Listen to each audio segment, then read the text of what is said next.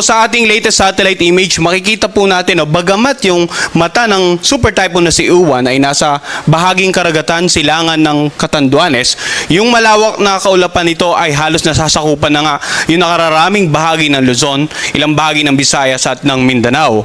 Kanina alas 10 ng umaga, ang mata ng super typhoon na si Uwan ay nandito na sa may bandang coastal waters ng Pandan, Catanduanes. Taglay ni Uwan, ang lakas ng hangin na umabot hanggang 185 kilometers per hour. Malapit sa gitna nito, yung pagbugso naman aabot hanggang 230 kilometers per hour. At patuloy itong kumikilos sa direksyong west-northwest sa bilis na 30 kilometers per hour. Kaya kung mapapansin po natin, may mga kababayan or may mga lugar talaga nakakaranas na ng masungit na panahon. In particular, itong mga lugar na halos napakalapit sa tinatayang matanga ng bagyong si Uwan.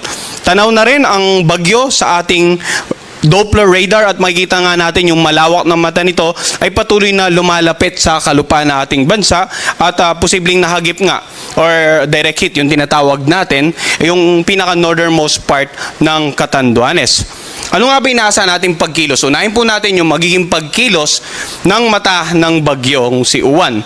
So, dito sa pinaka-latest forecast track natin, makikita natin, ito po yung tinatayang lokasyon ni Uwan kaninang alas 8 ng umaga. At mamayang alas 8 ng gabi, makikita natin, lumapit na siya dito sa may bandang coastal waters ng San Luis, Aurora. So generally, yung inaasahan nating landfall ay mamayang gabi or bukas ng madaling araw dito nga sa central portion of Aurora. At makikita po natin, center track hanggang sa makalagpas ng landmass, ano ba yung mga lalawigan na posibleng tumbukin ng sentro ng mata ng super typhoon na si Uwan. So dito po, makikita natin, ito po yung area na yan, pinalaki ko lang. So posibleng after mag-landfall sa Aurora, ay either dumaan or mahagip ang ilang lalawigan nitong bandang southern part ng Nueva Vizcaya, northern part ng Nueva Ecija, Pangasinan, and then itong La Union.